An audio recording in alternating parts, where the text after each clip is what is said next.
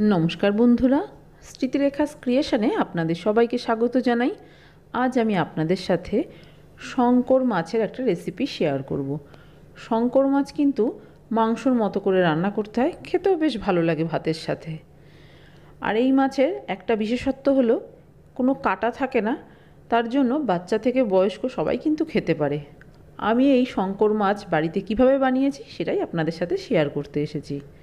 এখানে দেখুন শঙ্কর মাছ বাজার থেকে কাটিয়ে এনেছি, তারপরে ভালো করে ধুয়ে জল ঝরিয়ে নিয়েছি। মাছ মাংস সবসময় কিন্তু জলটা খুব ভালো করে ঝরিয়ে নেওয়াটা জরুরি। এবার এটা ম্যারিনেট করে নেব।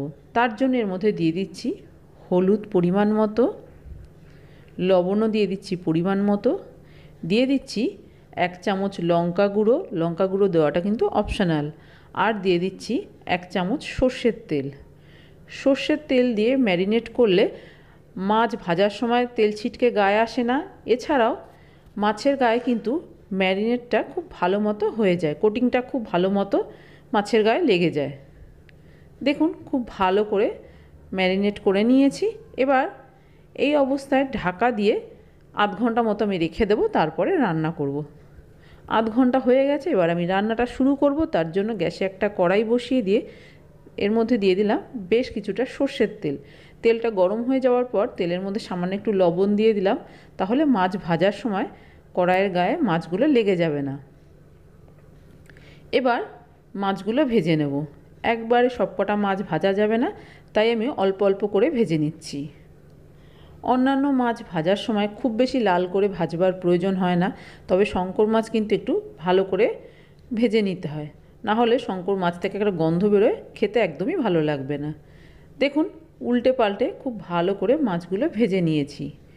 এবার এই মাছগুলো একটা পাত্রে তুলে নিচ্ছি। আর এই একইভাবে বাকি যে মাছগুলো আছে সবকটা মাছই আমি ভেজে নিয়ে ফেরত আসছি। মাছ সব ভাজা হয়ে গেছে। এবার এই তেলের মধ্যে দিয়ে দিচ্ছি আলু। আমি এখানে একটা আলু 4 টুকরো করে কেটে নিয়েছি। আপনারা চাইলে আলুর পরিমাণটা বাড়িয়ে দিতে পারেন, বা ইচ্ছে না হলে আলুটা বাদও দিতে পারেন। আর আলুগুলো একটু দেখুন বড় বড় করেই কেটে নিয়েছি। আলুগুলো বেশ লাল করে ভেজে নিয়েছি। এবার এই আলুগুলোকে একটা পাত্রে তুলে নিলাম।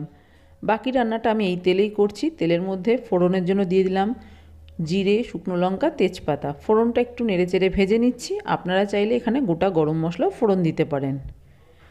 এবার এর মধ্যে দিয়ে দিচ্ছি একটা পেঁয়াজ গ্রেট করে রেখেছিলাম, সেই গ্রেট করা পেঁয়াজ। আপনারা পেঁয়াজ কুচিয়ে বা পেঁয়াজ বেটেও দিতে পারেন। মাছে পেঁয়াজ দিলে পেঁয়াজটা কিন্তু খুব ভালো করে ভেজে নিতে হয়, না হলে কিন্তু একটা গন্ধ বেরোবে। অনেকেই মাছে পেঁয়াজ পছন্দ করেন না, সেই জন্য পেঁয়াজটা একটু ভালো করে দেখুন ভেজে নিয়েছি। এইভাবে ভালো করে ভেজে নিলে তাহলে কিন্তু আর পেঁয়াজ থেকে কোনো গন্ধ বেরোবে না, কেউ বুঝতেও পারবে না। দিয়ে দিলাম রসুন বাটা। রসুন বাটা দিয়েও একটু নেড়েচেড়ে কষিয়ে নেব। রসুনের যে কাঁচা গন্ধটা আছে সেটা চলে যাওয়া পর্যন্ত কষিয়ে নিচ্ছি। বেশ কিছুক্ষণ রসুন বাটা দিয়ে কষিয়ে নিয়েছি। দিয়ে দিচ্ছি আদা বাটা। একইভাবে আদা বাটা দিয়েও নেড়েচেড়ে কষিয়ে নেব। আর এই কষানোর সময় আমি কিন্তু গ্যাসের ফ্লেমটা সবসময় মিডিয়ামে রেখেই মশলা কষিয়ে থাকি। দেখুন আদা, রসুন, পেঁয়াজ খুব ভালো করে কষিয়ে নিয়েছি। এবার এর মধ্যে দিয়ে দিচ্ছি একটা টমেটো বেটে রেখেছিলাম, সেই বাটা টমেটো।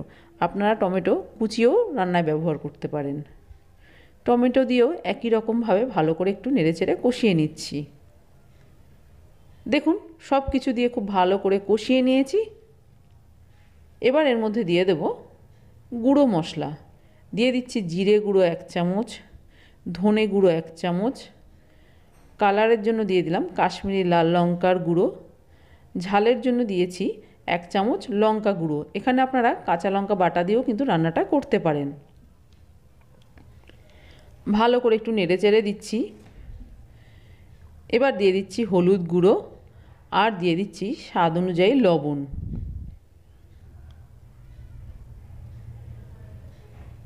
ভালো করে মশলাটা কষিয়ে নিচ্ছি।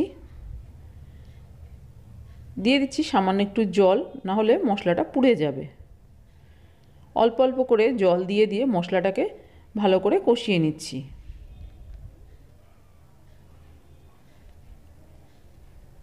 দেখুন মশলা কিন্তু খুব ভালো করে কষানো হয়ে গেছে। এবার এর মধ্যে দিয়ে দিলাম 2 চামচ টক দই মিক্সিতে আমি ফেটিয়ে নিয়েছি, সেই দইটা দিয়ে দিলাম। মিক্সিতে ফেটিয়ে নিয়েছি বলে দইটা কিন্তু এতটা পাতলা মনে হচ্ছে। আর এই সময় গ্যাসের ফ্লেমটা একদম লোতে রেখেছি।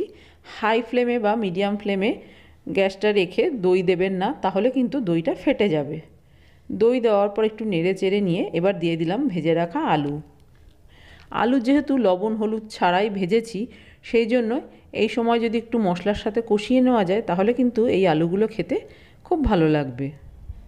আলু দিয়ে কিছুক্ষণ কষিয়ে নেওয়ার পর দিয়ে দিলাম ভেজে রাখা মাছগুলো দিয়েও একটু নেড়ে চেড়ে কষিয়ে নিচ্ছি।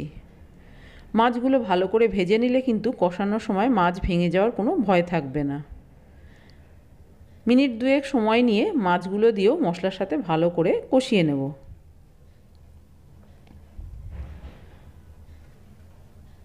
দেখুন খুব ভালো করে কষিয়ে নিয়েছি। এবার এর মধ্যে দিয়ে দিচ্ছি পরিমাণ মতো গরম জল।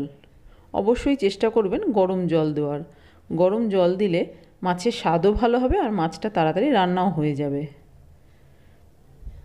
খুব বেশি জল দেব না, যেহেতু আমি এটা বেশি ঝোল রাখবো না, সেই জন্য জলের পরিমাণটা একটু অল্পই দিচ্ছি। তবে আপনারা আপনাদের পরিমাণ বুঝেই জল দেবেন। দিয়ে দিলাম 2টো চেরা কাঁচা লঙ্কা। এবার ঢাকা দিয়ে কিছুক্ষণ রান্নাটা হতে দেব। দেখুন কিছুক্ষণ ঢাকা দিয়ে রান্না করে নিয়েছি।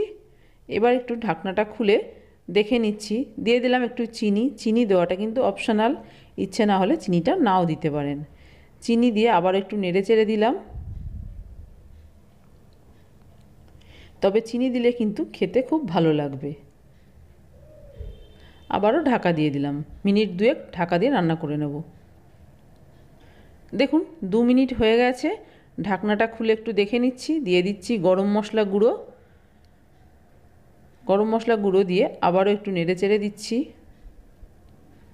শঙ্কর মাছ রান্না করা হয়ে গেছে। এবার আমি গ্যাসের ফ্লেমটা অফ করে কড়াইটা ঢাকা দিয়ে কিছুক্ষণ এইভাবে রেখে দেবো। তারপর গরম গরম ভাতের সাথে সার্ভ করে দেবো।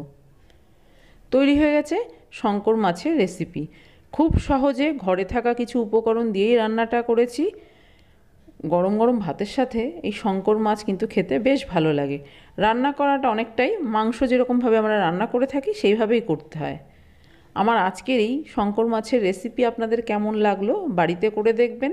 ভালো লাগলে একটা লাইক শেয়ার কমেন্ট করবেন। আর আপনি যদি আমার চ্যানেলের নতুন বন্ধু হয়ে থাকেন তাহলে আপনার কাছে একটাই অনুরোধ, আমার চ্যানেলটা সাবস্ক্রাইব করে আমার পাশে থাকার। আপনারা সবাই খুব ভালো থাকবেন। আপনাদের সাথে আমার আবার দেখা হবে অন্য কোনো নতুন ভিডিওতে নতুন কোনো রেসিপির সাথে।